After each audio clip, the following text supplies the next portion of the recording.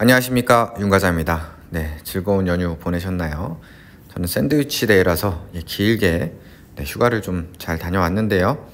푹 쉬고 이렇게 또 오랜만에 주식을 보니까 오늘 이렇게 반등이 나와줘서 기분이 좋았습니다. 일단 출발과 그리고 장중에 마이너스가 떴을 때는 불안한 마음도 들었는데요. 아무튼 삼성전자가 일부 반등을 하면서 코스피는 1.58% 반등을 해줬고 코스닥도 1.56%, 둘 다 괜찮은 반등 폭이 나와줬습니다. 그리고 이제 투자자별 동향 보면 코스피 같은 경우에는 조금 외국인 매수세가 좀 약하긴 했는데요. 그래도 장 막판에 이렇게 좀 매수세가 들어오기도 했고, 또 이제 기관이 특히 이제 좀 많이 매수를 하면서 코스피는 상승을 이끌어줬고요. 코스닥 같은 경우는 역시 요 거의 코스닥의 이 검은색 그래프와 이 파란색 이 외국인의 매수세가 거의 일치하지 않습니까? 거의 동일한 모양으로 이렇게 움직일 만큼 외국인이 매수를 해주니까 또 이렇게 반등이 잘 나와줬습니다. 그럼에도 불구하고 일단 삼성전자 오늘 참 불안한 모습을 보여줬어요. 삼성전자 싸다고 주식 쓸어 담았더니 한 달 만에 1억 날린 임원. 오늘 6만원 선이 붕괴. 오늘 장 출발하고 파란불로 삼성전자가 나오면서 지수가 반등할 때도 계속 파란불이었거든요. 그래서 많이 불안한 모습을 보여줬습니다. 그래서 삼성전자의 3분봉을 보시면 일단은 굉장히 불안하게 있다가 반등을 또 이제 잘 하나 싶었는데요. 다시 또 고꾸라지면서 0.66% 상승한 걸로 그쳤거든요. 그래서 오늘 지수 상승폭도 따라가지 못했단 말이죠. 그래서 삼성전자 반등이 그렇게 아주 시원하다, 걱정이 이제 덜어졌다, 6만원 지켰다, 이렇게 말하기에는 굉장히 아쉬운 하루고요.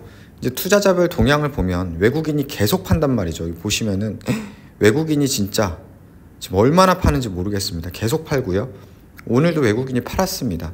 오늘 삼성전자를 반등시킨 거는 사실 기관이었고, 특히 연기금 같은 경우에 매수세를 쭉 보여주면서 이제 우리나라를 살려야 된다고 생각을 한 건지 저가 매수인지는 모르겠지만, 아무튼 오만전자 가는 것만큼은 힘들게 막았지만 그렇게 안심할 상황은 아니다, 이렇게 볼 수 있겠습니다. 그래도 그에 반해서 제 종목들은 괜찮았어요. 일단 코스닥부터 보이니까 코스닥 보면 코엔텍 하락을 해서 아쉬운 마음이 들었었는데 오늘 이렇게 반등이 다시 나와줬고요. 이렇게 다시 상승 추세를 이어간다면 오르락 내리락 하면서 다시 또 이렇게 고점을 높여가는 요 흐름, 이 상승 추세를 다시 만들 수도 있지 않을까 기대를 해보고 있습니다. 코엔텍 수익 실현할 수 있었으나 못해서 아쉽긴 하지만요, 다시 또 마음 다잡고 배당 받아도 크게 손해볼 거 없다라는 마음으로 편안하게 기다려 보겠습니다. 그리고 ENF 2.38% 오늘 반등 나와줬고요. ENF가 또 별다른 공시가 이제 안 나오더라고요. 그때 이제 신규 시설 투자 이제 정정 공시가 나왔었는데요. 9월 30일 지금 지났는데 일단은 별 공시가 안 나오는 거 보니까 일단은 허가를 받았나 봅니다. 일단은 전에 IR 통화 결과에도 이제 투자가 집행이 덜 된 건 아니고 다 시설이나 이런 건 잘 됐고, 다만 이제 허가 이슈가 있어서 이렇게 공시가 나왔다고 설명을 했었는데요. 지금 퀄 테스트 중이라고 하는데 이게 이제 신성장 동력으로 적용할 수 있기를 바라고요. 그다음에 아바코드 1.73% 이렇게 상승을 해줬습니다. 아무튼 전반적으로 오늘은 코스닥 진짜 괜찮았고, 코스피 전 종목 상승 시원하게 아주 롯데케미칼부터 하나솔루션, 삼성 SDI 전부 괜찮은 모습을 보여줬습니다. 오늘 삼성 SDI 같은 경우는 보고서도 나와서 공유를 드렸는데 3Q는 컨센서스를 하회할 전망이라고 합니다. 좀 아쉽긴 합니다. 올해 실적 자체가 작년 대비 많이 줄어든 모습을 보여주기 때문에 아쉽긴 한데요. 2차전지 전체가 조금 쪼그라드니까 어쩔 수 없다고 생각을 하고, 대신에 어쨌든 안정적인 수익 기반을 가져가는 기업이기 때문에 내년도 다시 긍정적으로 보고서대로 긍정적으로 실적이 변화하기를 바라보겠습니다. 그리고 여기 나온 김에 이제 네이버 같은 경우 보면은 사실은 네이버가 자사주 매입 공시도 하고, 그리고 계속해서 실적도 나아지고 있거든요. 여기서도 컨센서스 부합 예상하는 보고서 나왔고 목표가도 유지가 됐는데, 아쉽게도 오늘 주가는 좋지를 못했습니다. 여기 이제 자사주 매입 현황을 보시면은 10월 4일에도 15만 주를 신청을 해가지고 실제로 여기 15만 주를 또 체결을 했단 말이죠. 그래서 잘 매수를 하고 있는데도 요때를 아무튼 뭐 매도의 기회로 보는 건지 네이버가 좀 많이 하락을 했습니다. 그래서 오늘 다른 코스피들은 다 올랐는데 전 종목 2절 챌린지에 네이버가 제 보유한 모든 종목 중에 가장 큰 폭의 하락을 보였고요. 하락한 이후에 종목 투자자별 동향을 보시면 외국인과 기관이 이때를 기회 삼아서 파는 건지 아무튼 무지막지하게 오늘 매도를 했습니다. 그래서 네이버 하지만은 조정받고 다시 좀 반등해 주길 바라고요.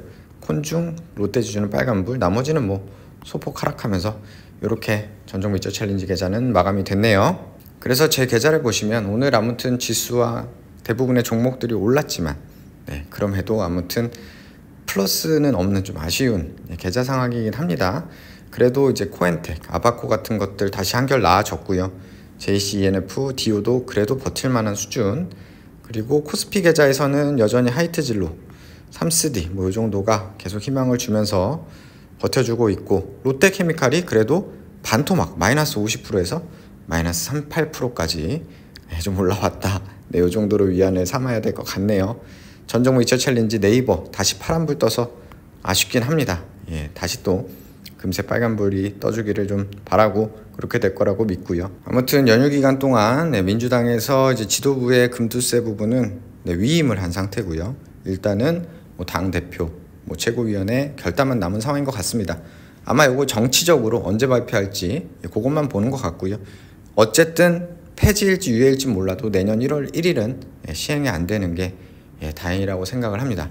그래도 일단 빨리 불확실성을 없애기 위해서 빨리 좀 정치권에서 결론을 내줬으면 하는 바람이네요. 아무튼 지금 뭐 금투세 이슈도 있긴 한데 지금 미국의 지금 경제 지표가 또 연휴 기간에 또 생각보다 잘 나왔죠.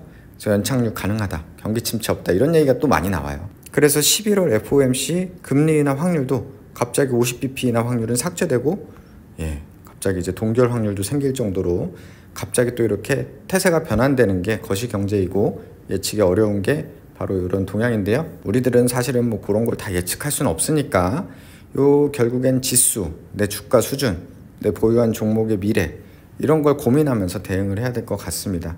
일단은 2610 그렇게 낮은 지수가 아닐 수도 있거든요. PBR로 보면 0.9배 정도.